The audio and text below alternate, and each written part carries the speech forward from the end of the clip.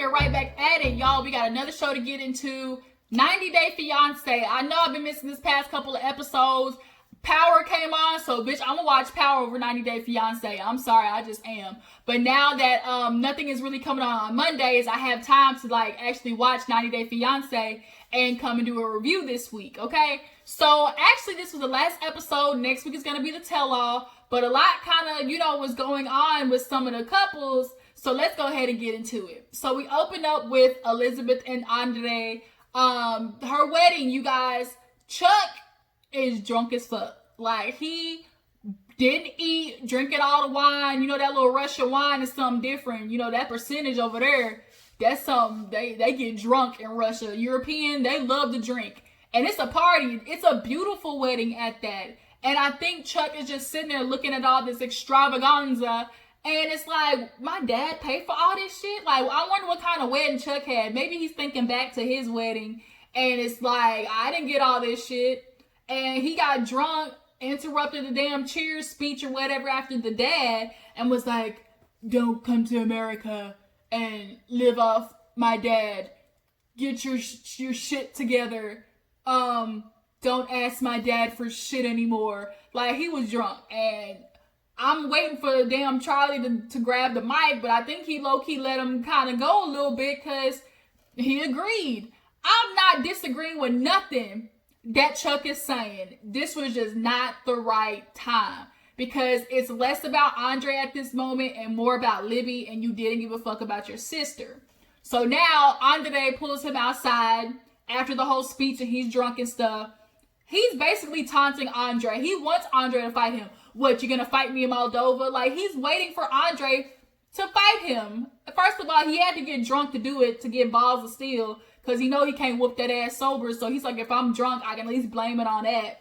But Andrei, he did good. He promised Libby that he wasn't gonna act up. So he told Chuck, like, look, we're not doing this today. It's my wedding, but you were acting a straight ass. Like, you're not gonna do this today.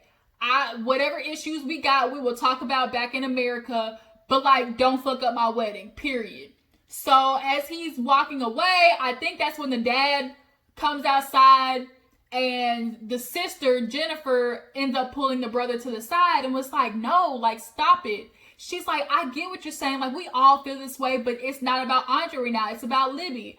Literally, yes, we get it. Andrei has been a bum in America, period. He's been staying at home, playing Xbox 360, blaming it on, oh, Libby wanted to work, so I'm gonna stay home. It was Libby's decision. And then your ass is just sitting at home getting fat, eating up all the little Debbie snacks. Like, no, Andrei, you're not gonna put the fact that, oh, Libby said she wanted to work and use that as an excuse to why you couldn't get your ass out there and get a job. Like, no. Especially when the dad offers you one, a legit paying job, really. But, the sister had to check Chuck, and we got a new Andrei today because he talks to the dad and was like, look, I'm not going to deal with Chuck right now, but, I do need to say, I'm sorry, I apologize, I want to make peace with the family, in the past I have been rude, and I'm sitting here like, what in the hell? Like, who is this Andrei? Talking about, oh, I apologize, I was an asshole in the past, and I'm ready to move on, like, you're the family in America I got, so I need to do better. And Charlie's just sitting there like, he's sucking it all in, but is a little confused because he's kind of like, yeah, Andrei's saying all this stuff, but when we get back to America, like, who is he going to be? Like, we've seen different type of Andreis. I don't know if I can believe it yet. So they all go back in. Chuck ends up seeing Libby and Charlie talking because Charlie tells Libby, look, Andrei did good. He was the bigger man. And Chuck ain't liking that. He like, no, I'm going to protect my dad. Y'all are stealing his money. First of all, they ain't stealing shit. Charlie is willingly being stupid and giving his money away. And it's not about, oh, he paid for Andrei's shit. No, this is for Libby.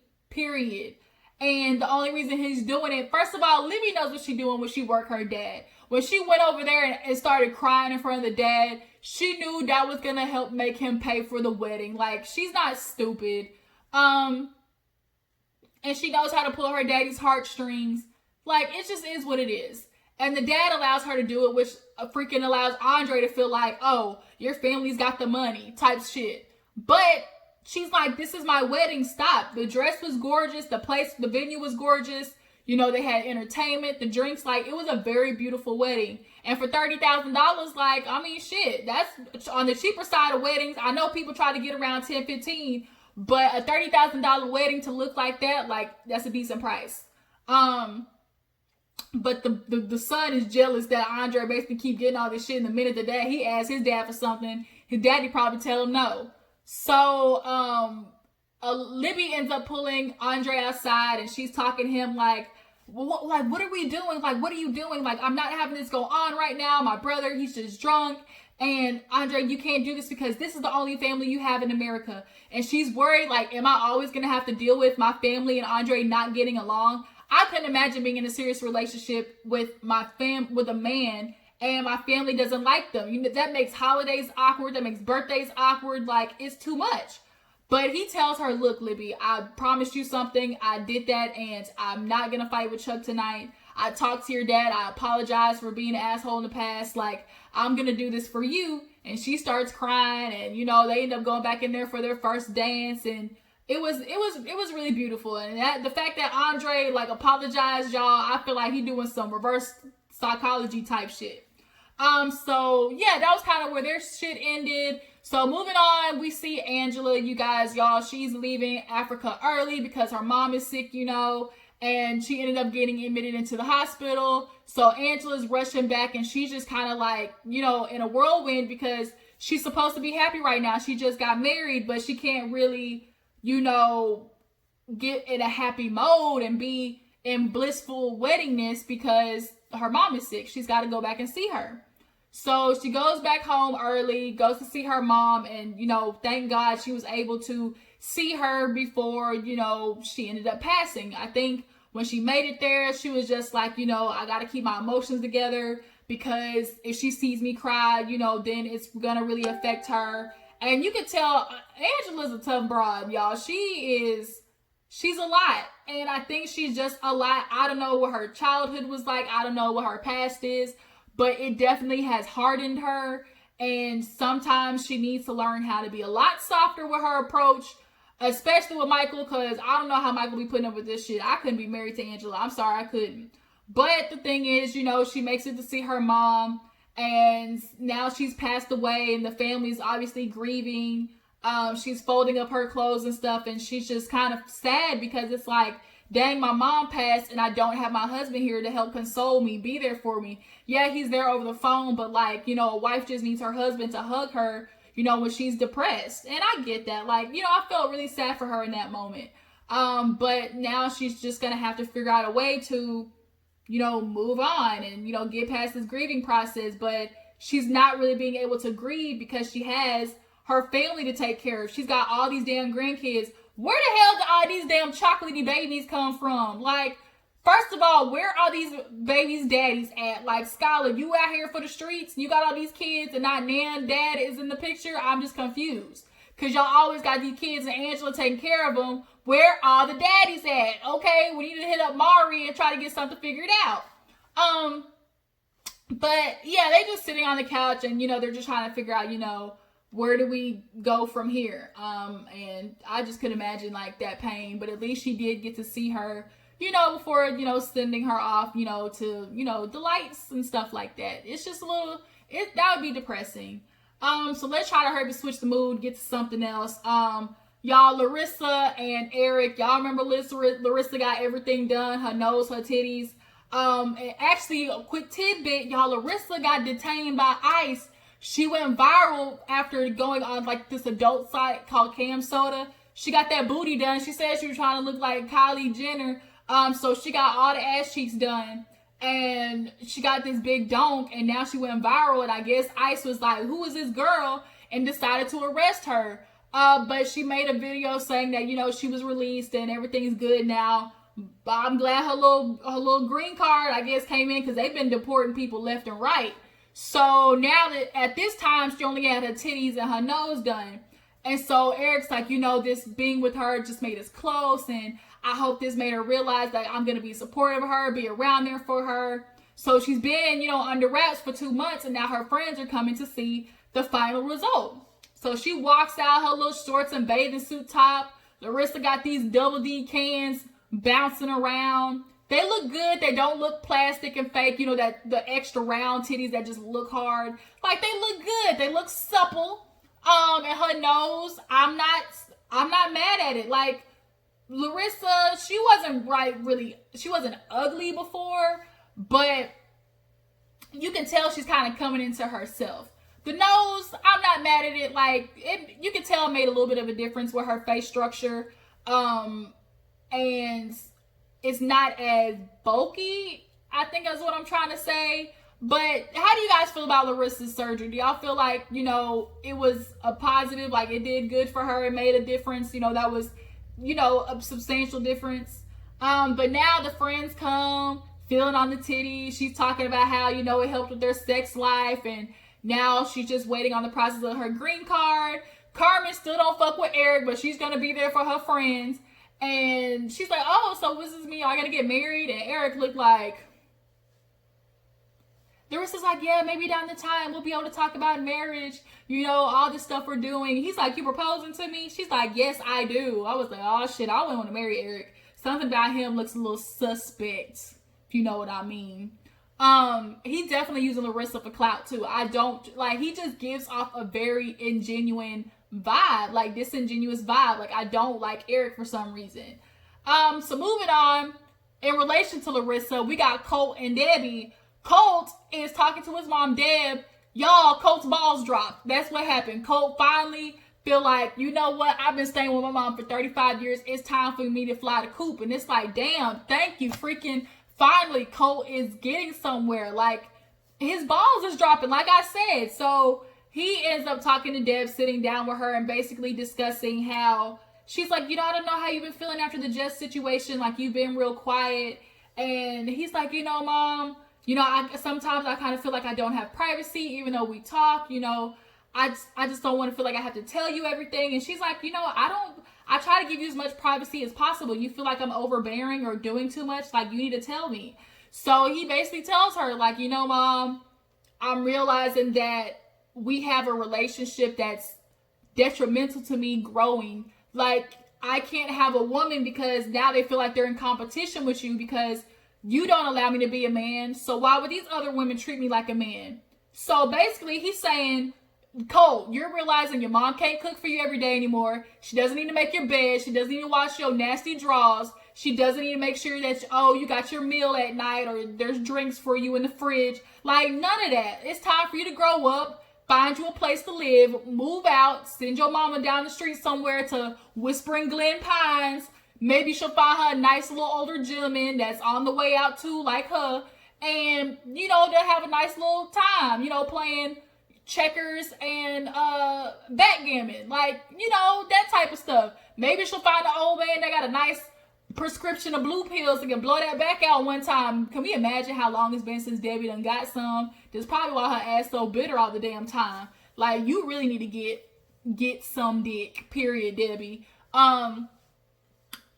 Colt is like telling her, like, Ma, I gotta grow up. Like, I don't even know you like that. I know you as my mom, but we don't really have a friendship. And that kind of happens a lot. As kids, we know our parents, but we don't know their life. Like, unless you have a close relationship with your parent, like, you don't really know your parents like that. Like, we don't ask them questions about how they grew up and what happened with them as a child. Like, most of the time, we just know them as our parents. Like, we don't really know them on a mutual friendship basis. Not necessarily friendship, but just, like, you know what I'm trying to say.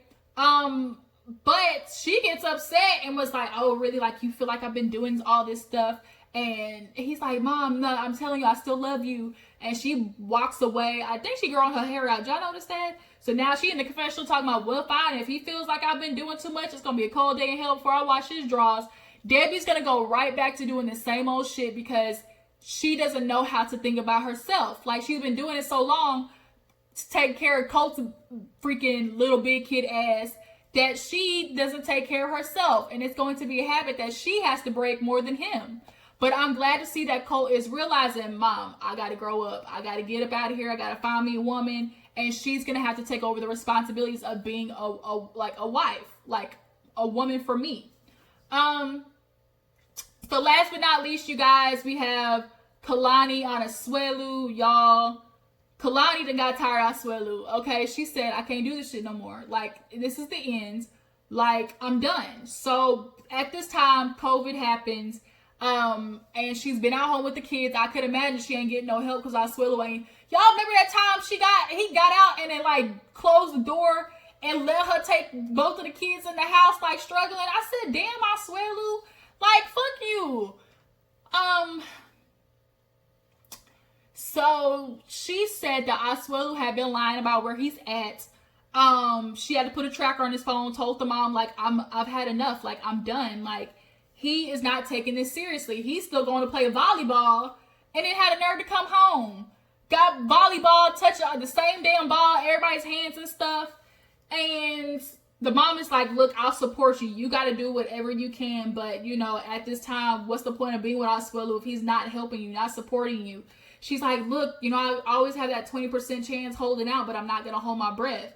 So she's going to send him to live with the mom. And she's just like, I don't want to be married anymore. Asuelu went out to pack his bags and be like, oh, you know, I'm going to miss my family. I hope they're going to miss me too. And I tried to call Kalani, but she's not answering. This is the best decision Kalani could have ever made. Because at the end of the day, Asuelu is not ready to be a dad. He's not. He feels like the woman. Kalani's supposed to take care of everything. Nigga, you push yogurt samples part-time at the damn store. Like, the fuck? Like, he really has a sense of entitlement all the time when it comes to, and the way he gets an attitude and is real moody. Like, I just can't with Asuelu. And it took you forever to sit there and put your foot down with your family. And that sister from the preview of the tell-all, she didn't get her ass whooped too, because she's still feeling like, oh, if Asuelu wants to give his mom money, what's it to Kalani? Bitch, that's money away from his wife and kids. That's what it is to Kalani. Period. Like the sister asked, what you sending it to your mama? You still ain't answered that damn question yet either. Whatever the fuck your name is, sister. A Samoan sister. So yeah, she sent him on and is realizing, like, I gotta be happy. Like, I gotta do this for my kids. If he's not, like, he's really not caring about getting our kids sick, coming out in the house. And she caught him. He be lying. And she told him, where were you at? He was like, oh, I was here. And she pulled that shit up on the phone, like, boom. He like, I didn't want to tell you because I knew you'd be mad. Like, Asuelu, like, bruh, like, this COVID shit is serious. Thousands of people are dying. But she has decided, look, this is it for me, and I'm done. And I'm super proud. I hope she actually sticks to it. And at the tell-all, they say that, shit, I'm not doing this anymore. So I think that's all the couples that was on Happily Ever After. So, oh, was it Tanya and Syngin? Are they on Happily Ever After, or is it the other way? I think it's on Happily Ever. Oh, yeah, they are finally coming home from South Africa, and he decided to come. And I don't know how long that's going to last. The family's like, look, you need to try and decide, like, are you going to do this for real? Like, what is this? Because there's no point in going home if it's not going to last. Him and Tanya should have broke up a long ass time ago, period. They are not meant to be together. He wants to be Peter Pan all damn day, fly around at his pace. Tanya wants to settle down and have a family and all that type of shit. Like, they're not meant to be together. But he's going to go home with her because he feels like he's made a promise. He's committed, and he's going to appease her because that's just what he feels like he has to do. It's an obligation at this point, being with Tanya. That's literally what it is. But yeah, it wasn't too much going on with them. But yeah, that's the whole season, you guys. Tell me how you feel about the couples. How do you feel about Colt finally telling his mama she need to back the fuck up? Was Kalani right for leaving Asuelu? And how much longer do you feel like Tanya and Syngin got left in their relationship? I appreciate you for tuning in. We're going to be back next week for the tell-all. It's going to be super entertaining. Make sure before you go to like this video, subscribe to my channel, and I will catch all you guys later. Deuces.